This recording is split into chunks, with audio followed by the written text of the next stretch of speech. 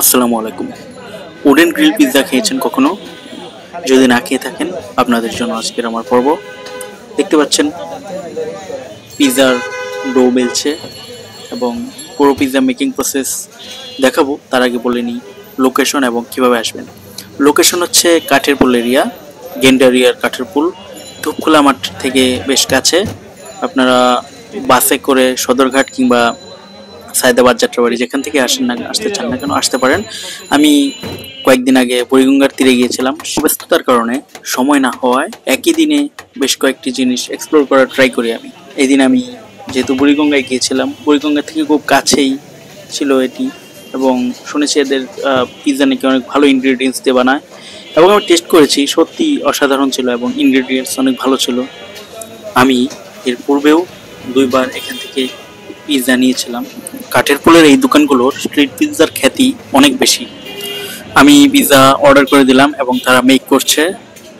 আর এই ফাঁকে আমরা জেনে আসি আপনারা কিভাবে আসবেন। যারা ওল্ড ঢাকায় থাকেন তারা হচ্ছে রিক্সায় করে কাঠের পুল মোড়ে আসতে পারেন, অথবা যারা নতুন ঢাকা থেকে আসবেন তারা যে কোনো ডেস্টিনেশন থেকে আসলেই সদরঘাট পর্যন্ত বাস আসে, অথবা সায়দাবাদ যাত্রাবাড়ি, ওখান থেকে আপনারা রিক্সায় করে কাঠের পুল মোড়ে চৌরাস্তায় চলে আসলেই আপনারা যে কাউকে জিগালে এখানে বেশ কয়েকটি দোকান আছে, আপনারা আসতে পারবেন। আর এখানে শুধুমাত্র পিৎজাই নয়, 60 টাকায় বার্গার পাওয়া যায় এবং বেশ ভালো মানের বার্গার। সাব স্যান্ডউইচ পাওয়া যায়, স্যান্ডউইচ পাওয়া যায়।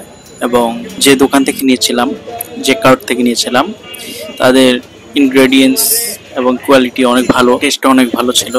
দেখছেন তারা হচ্ছে রুটি বেলের মধ্যে সব ingredients, pizza sauce, capsicum, cheese, chicken, olive এবং আদার্স যে ইনগ্রেডিয়েন্টসগুলো দেয় সেগুলো দিয়ে তারা ওভেনে দিয়ে দিল। এই উডেন ওভেনের একটি বিশেষত্ব হচ্ছে এই উডেন ওভেনের খাবার আপনারা যে নর্মাল রেস্টুরেন্টের ইলেকট্রিক ওভেনের যে পিৎজা খান এর চেয়ে অনেক গুণ বেশি।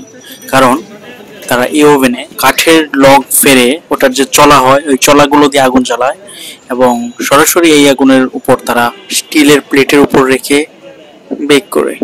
আর আরেকটা জিনিস আপনাদের জানিয়ে রাখি যে আপনারা এখানে আসলে একটু সময় নিয়ে আসবেন, কারণ এখানে কিন্তু প্রচন্ড ভিড় থাকে এবং আপনাদের সিরিয়ালে 1 ঘন্টা পর্যন্ত দাঁড়িয়ে থাকতে হতে পারে।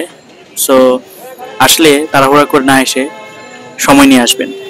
আর আমি আন্তরিকভাবে দুঃখিত, আপনাদেরকে লোকেশন দিলেও আমি দোকানের নাম বললাম না, কারণ তাদের বিহেভিয়ার আমার কাছে খুবই জঘন্য লেগেছে।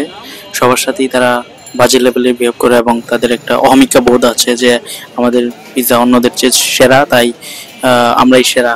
তাদের খাবার খুবই টেস্টি এবং কোয়ালিটিফুল হওয়ার পরও কাস্টমারের সাথে সৌজন্যমূলক আচরণ না করায় আমি তাদের নাম রিকমেন্ড করব না। আপনারা যাবেন, আপনাদের কাছে যেটি ভালো লাগবে, যেটি মনে হবে যে খাবেন, সেটিই খাবেন। ভিডিও থেকে যদি আপনি একটু উপকৃত হয়ে থাকেন, প্লিজ সাবস্ক্রাইব করে পাশে থাকবেন। এই পিৎজাগুলো মোটামুটি রিজনেবল বলতে পারেন, বাট আপনারা যদি অন্যান্য স্ট্রিট পিৎজাগুলোর সাথে তুলনা দেন তাহলে কিন্তু ভুল করবেন। প্রাইস একেবারেই যে কম তা কিন্তু নয়। আর আমি পিৎজা বাসায় নিয়ে যাব, এই জন্য পার্সেল নিয়ে নিচ্ছি। আজ এই পর্যন্তই, দেখা হচ্ছে পরের ভিডিওতে। আল্লাহ হাফেজ।